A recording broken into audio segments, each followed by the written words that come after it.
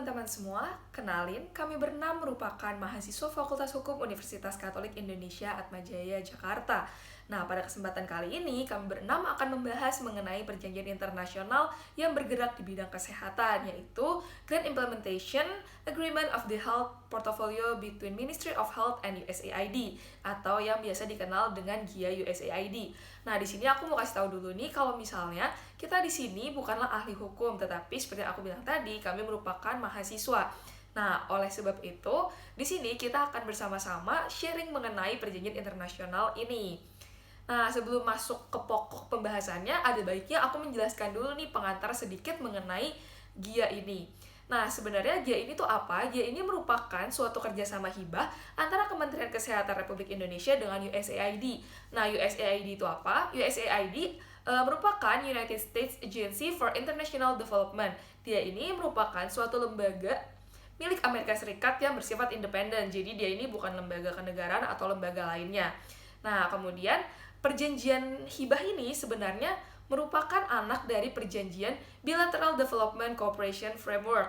Nah, dia ini merupakan perjanjian antara Indonesia dengan USAID yang terbentuk pada bulan Juli tahun 2020 yang lalu dengan jangka waktu 5 tahun ke depan. Nah, selanjutnya di dalam GIA ini akan membahas mengenai 25 project activities yang terdiri dari keamanan kesehatan global, kemudian ada kesehatan ibu dan anak, kemudian ada membahas mengenai penyakit menular seperti HIV/AIDS, kemudian ada tuberkulosis, dan juga ada penyakit seperti penyakit tropis yang terabaikan, kemudian ada juga penanggulangan COVID-19 yang memang sedang marak terjadi pada saat ini baik di Indonesia maupun di seluruh dunia. Dan yang terakhir adalah penguatan sistem kesehatan. Latar belakang dibentuknya perjanjian ini, yang pertama adalah Indonesia adalah negara hukum yang didasari oleh pasal 1 ayat 3 Undang-Undang Dasar 1945. Yang kedua, Presiden dengan persetujuan Dewan Perwakilan Rakyat menyatakan terang membuat perdamaian dan perjanjian dengan negara lain yang tercantum dalam pasal 11 UUD 1945. Yang ketiga, ekstensi perjanjian internasional yang mengalami perkembangan signifikan dan mengikuti perubahan dari waktu ke waktu yang dilakukan antar negara sesuai dengan aturan hukum internasional. Keempat, adanya program pemerintah Indonesia berupa rencana pembangunan jangka menengah nasional di tahun 2020 sampai tahun 2024. Yang kelima, menyatakan kesepahaman antara pemerintah Indonesia dengan Badan Pembangunan Nasional Amerika Serikat untuk pengaturan yang memberikan panduan dan fasilitas kerjasama dalam melaksanakan proyek-proyek dan kegiatan untuk mencapai hasil jangka menengah. Yang terakhir merupakan bagian dari Bilateral Development Cooperation Framework atau BDCF.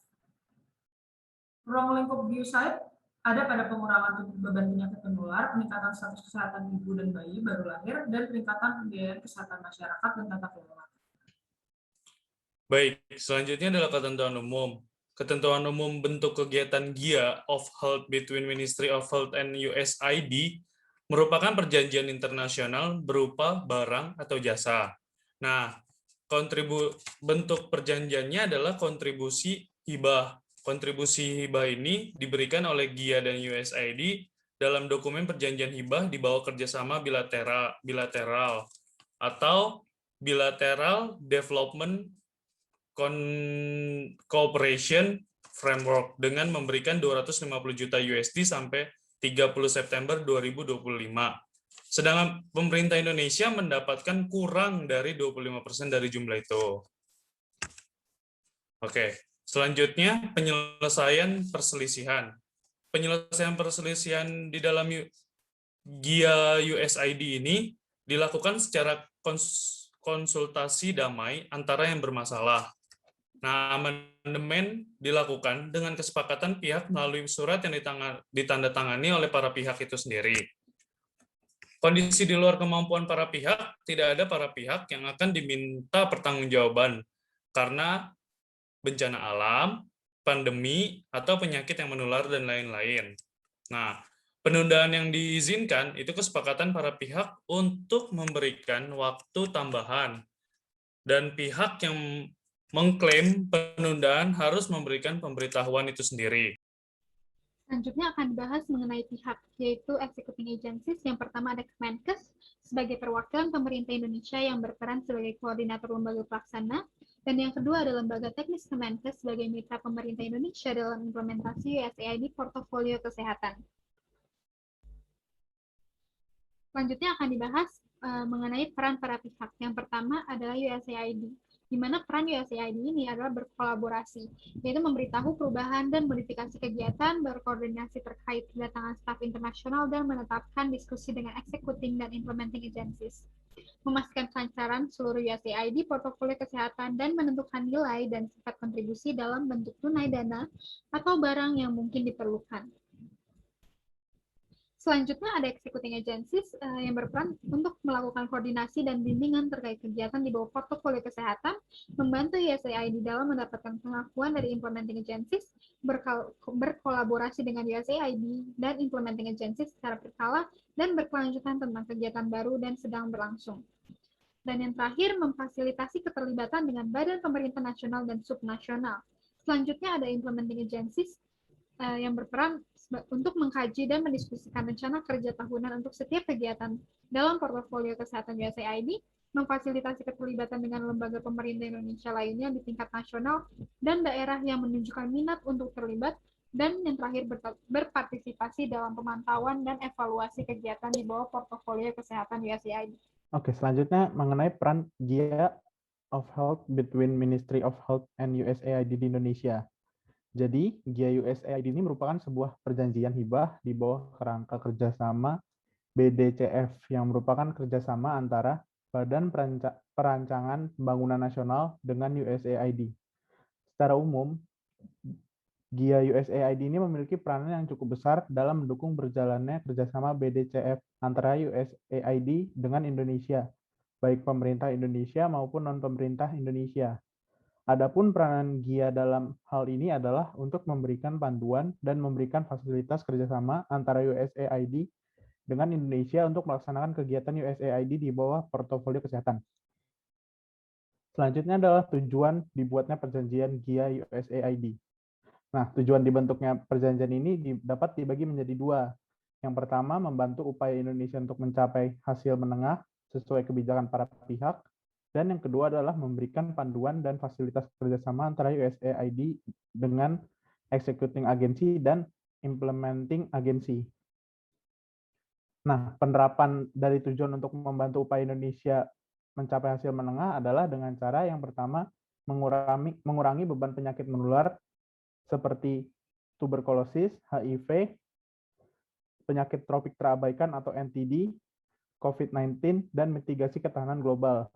Yang kedua, meningkatkan status kesehatan ibu dan bayi. Dan yang ketiga, perbaikan pembiayaan publik dan tata kelola kesehatan.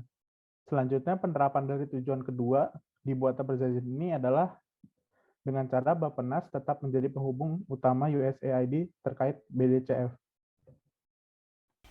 Nah, selanjutnya kita akan memasuki ke objek dari perjanjian internasional ini. Nah, sebelumnya aku mau kasih disclaimer dikit karena di sini kita bukan merupakan mahasiswa Fakultas Kedokteran dan Ilmu Kesehatan, maka kami menggunakan data-data yang sudah kami cari sebelumnya. Nah, di dalam perjanjian internasional ini, yang dibahas secara utama adalah mengenai penyakit menular. Penyakit menular sendiri terbagi menjadi 3, yaitu penyakit menular yang sangat berbahaya, yaitu penyakit menular yang menimbulkan angka kematian yang sangat tinggi. Kemudian yang kedua adalah penyakit menular yang menimbulkan kematian dan cacat. Hal ini tidak termasuk ke dalam penyakit menular yang sangat berbahaya karena angka kematiannya tidak setinggi angka kematian pada penyakit menular yang sangat berbahaya. Dan yang terakhir adalah penyakit menular yang menimbulkan kerugian material. Walaupun tidak menimbulkan kematian dan cacat, penyakit menular ini menimbulkan kerugian material yang sangat besar dan sangat merugikan. Kemudian di dalam perjanjian ini, penyakit menular yang akan dibahas yang pertama adalah mengenai penyakit tropis terabaikan, di mana penyakit ini seringkali dianggap tidak menular. Dan umumnya penyakit ini terjadi di daerah yang kurang mampu dan terpinggirkan. Nah, contoh dari penyakit tropis terabaikan ini, itu ada rabies, trakoma, kemudian ada kusta, dan lain-lain. Kemudian penyakit yang kedua adalah penyakit menular berupa tuberkulosis. Nah, tuberkulosis ini sendiri merupakan penyakit yang dapat menular melalui pernafasan. Nah, untuk mengobati penyakit tuberkulosis ini membutuhkan waktu 6 bulan secara berturut-turut. Dan terkadang penderitanya juga bisa mengalami resisten obat. Nah, kenapa harus 6 bulan berturut-turut? Karena jika tidak terpenuhi 6 bulan secara berturut-turut, maka pengobatannya harus diulang lagi dari awal. Berdasarkan data yang kami dapatkan, per 2009 kemarin, terdapat 250.000 kasus baru dan angka kematiannya mencapai 100.000. Kemudian penyakit menular yang selanjutnya adalah mengenai Human Immunodeficiency Virus atau HIV yang sebenarnya nggak terlalu asing di telinga kita semua. Nah, HIV ini sendiri tuh merupakan virus yang menyerang sistem imun tubuh manusia. Nah, untuk melawan suatu penyakit dan infeksi. Nah, virus yang menyerang ini adalah virus RNA. Kemudian dari penyakit HIV ini sendiri, obatnya tuh masih belum ditemukan. Hanya ada pengobatan-pengobatan tertentu yang dilakukan, tapi tujuan dari pengobatan ini adalah memperlambat perkembangan penyakit sehingga penderitanya ini dapat beraktivitas dengan normal. Nah, per tahun 2011 yang kemarin, itu ada 1.400 kasus kematian bayi yang baru lahir karena penyakit ini. Nah, seperti yang kita ketahui, virus HIV ini dapat menular dari ibu hamil kepada janinnya. Nah, kemudian per 2020 kemarin, itu terdapat sekitar 543.000 kasus HIV. Nah, kemudian yang terakhir adalah penyakit menular yang sedang marak terjadi saat ini, yaitu adalah Coronavirus Disease 2019 atau COVID-19. Nah, COVID-19 ini sendiri tuh sebenarnya dipengaruhi oleh suatu virus baru yang bernama novel coronavirus yang berbentuk seperti mahkota apabila dilihat melalui mikroskop. Nah, kemudian sampai saat ini, seperti yang kita ketahui bersama, masih belum ada pengobatan yang efektif dan obat yang pasti terkait penyakit COVID-19 ini. Nah, karena hal itulah, angka penderitanya masih terus meningkat sampai saat ini. Nah, berdasarkan data yang ada, per tanggal 29 Juni 2021 yang lalu, itu di Indonesia sendiri sudah terdapat sekitar 2 juta lebih masyarakat yang terpapar virus ini, dan 58.000 diantaranya sampai meninggal dunia. Nah, dalam perjanjian ini itu mengatur mengenai langkah pengurangan penyakit menular. Adapun langkah-langkah yang dapat dilakukan itu, yang pertama adalah mempercepat penerapan praktik dengan cara yang terbaik yang diakui oleh dunia kesehatan internasional, sehingga dapat meningkatkan cakupan pengobatan terutama terhadap tuberkulosis dan HIV tadi. Kemudian yang kedua adalah meningkatkan keterlibatan komunitas dan masyarakat sipil dalam masalah kesehatan. Dalam hal ini, secara khusus kita bisa melihat dari penyakit COVID-19, di mana di sini seluruh individu atau masyarakat sipil, yaitu kita, diajak bersama-sama untuk mematuhi protokol kesehatan. Kemudian yang selanjutnya adalah melakukan eliminasi penyakit tropis terabaikan yang merupakan prioritas. Nah, kemudian yang terakhir adalah mengembangkan rencana mitigasi terhadap tantangan kesehatan global. Seperti itu. Nah, kemudian selanjutnya rencana jangka menengah yang berikutnya yang diatur dalam perjanjian ini adalah mengenai peningkatan kesehatan ibu dan bayi. Berdasarkan data yang kami temukan, pada tahun 2020 kemarin, kejadian ibu yang melahirkan kemudian meninggal itu terdapat dari 305 per 100.000 kelahiran. Nah, salah satu faktornya adalah kehamilan pada remaja putri, di mana pada usia remaja putri ini dianggap masih tergolong dalam kategori yang kurang siap untuk melahirkan, sehingga status kesehatan ibunya menurun, bahkan bisa sampai meninggal dunia.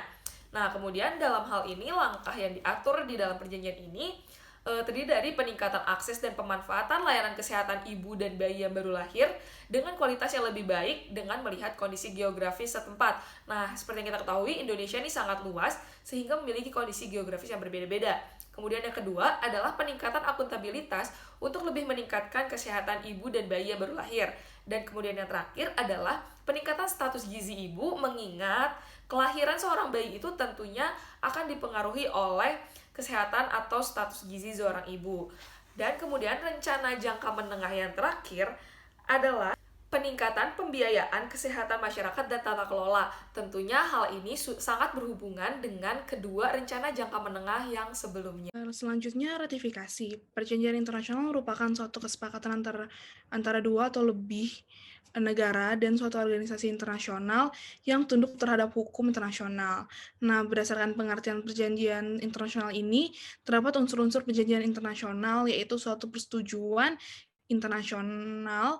Dalam hal ini yang dimaksud yaitu suatu persetujuan antara lebih dari satu negara dilakukan oleh subjek hukum internasional. Dalam hal ini yang dimaksud yaitu negara, tata suci, palang merah internasional, organisasi internasional, orang perorangan, dan berbentuk tertulis mengikuti aturan internasional atau hukum internasional yang ada. Dan perjanjian internasional ini dapat menggunakan nama atau terminologi apapun selama tidak bertentangan dengan ketentuan yang ada. Perjanjian internasional ini sendiri merupakan sumber hukum formal bagi hukum internasional dan dikenal ada 2 macam, yaitu lawmaking treaty dan treaty contract. Nah, secara umum keduanya memiliki kesamaan, tetapi yang menjadi perbedaan di antara keduanya yaitu lawmaking treaty menetapkan ketentuan hukum internasional yang berlaku, sedangkan treaty contract merupakan ketentuan hukum internasional yang berlaku secara eksklusif bagi negara-negara pembuat perjanjian tersebut. Dalam hal ini, hukum internasional tersebut tidak dapat digunakan untuk umum. Suatu perjanjian internasional tentunya juga harus melewati suatu proses agar bisa digunakan di negara pelaksana tersebut. Nah, proses ini dinamakan ratifikasi perjanjian internasional yang ada di dalam tata perundangan Indonesia yang diatur di dalam Undang-Undang Nomor 24 Tahun 2000 tentang Perjanjian Internasional. Di dalam pasal 1 angka 2, dinyatakan bahwa pengesahan adalah perbuatan hukum untuk mengingatkan diri pada suatu perjanjian internasional berbentuk ratifikasi, aksesi, penerimaan, dan penyetujuan. Berdasarkan pasal ini dapat dilihat secara jelas bahwa suatu perjanjian internasional yang dilakukan pengesahan merupakan kegiatan yang berupa perbuatan hukum untuk menunjukkan bahwa negara Indonesia mengingatkan dirinya pada perjanjian internasional tersebut. Dan ratifikasi ini menjadi salah satu cara yang dapat digunakan untuk menyatakan proses pengikatan diri tersebut. Selanjutnya, berdasarkan Undang-Undang Nomor 24 Tahun 2000 tentang Perjanjian Internasional, ratifikasi merupakan suatu perbuatan hukum untuk mengingatkan diri pada suatu perjanjian internasional.